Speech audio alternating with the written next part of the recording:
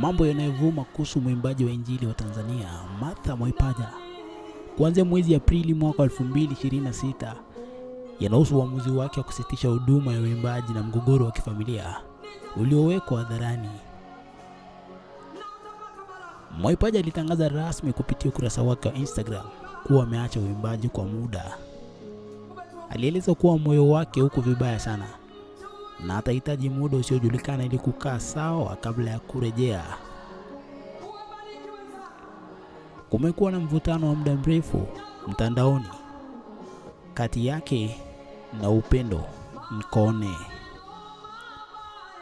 Mnamo Aprili mwaka wa 2026, tarehe 10, mkuu wa mkoa wa Dar es Salaam Albert Chalamila alijaribu kuwapatanisha wasanii hao wawili ofisini kwake ili kurejesha amani. Mwanzoni mwa mwaka huu na mwishoni mwa mwaka wa 2024, Martha amekuwa akituhumiwa na ndugu zake, akiwemo dada yake Beatrice Mwaipaja na mamake mzazi, kwa kumtelekeza.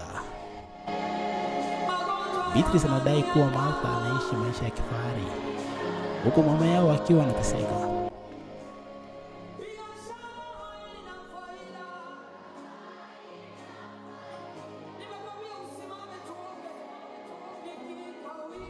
Kwa upande wake, Martha alijitokeza hadharani kwa hisia kali kuwasihi watumiaji wa mitandao ya kijamii kuacha kumshambulia na kumkejeli binti yake.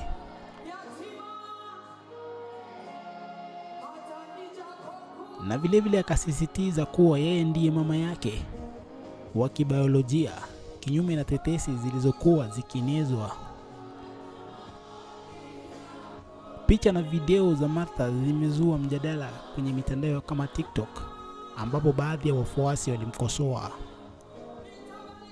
eti anavaa mavazi ambayo walihisi hayaendani na msimamo wake kama mtumishi wa Mungu.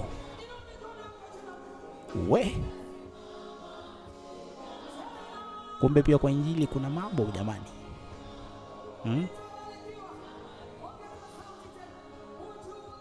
Vipi, kauli yako ni gani, msikilizaji na mtazamaji? Mambo wanayopitia waimbaji wa nyimbo za injili, vile vile wasanii wa injili.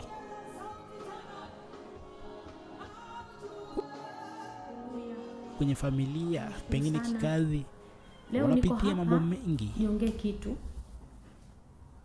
Kutokea mwaka juzi, je, mpaka mwaka jana, himizo lako ni gani kwa wasanii? Mambo magumu. Pitia maneno magumu. Nimepitia hali ambayo Mungu tu amenisaidia.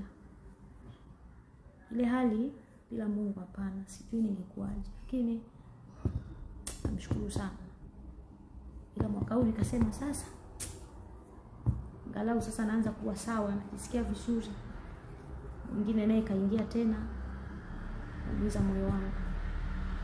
Maana sinitake mimi niongee, mimi sipendi kuongelea watu.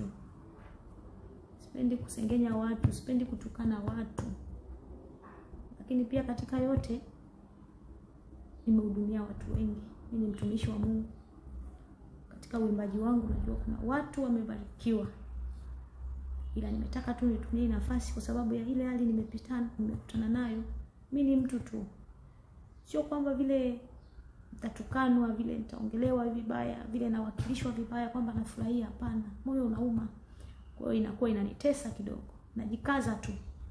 Kwa hiyo ninachokiomba saa hii jamani, naomba nielewe. Kwa hiyo nitasema kwenye kuhusu kuimba kidogo na stop sasa hivi. Sijajua ni mwaka gani nitaimba tena. Sijajua ni wakati gani nitaanza kuimba, lakini kwa sasa hivi kuhusu kuimba nina stop kwanza. Nina stop nikae sawa. Kwa hiyo ni hayo tu nimetaka nijulishe wale wanaopenda huduma yangu. Kwa sasa Martha, kuimba nina stop, siko sawa.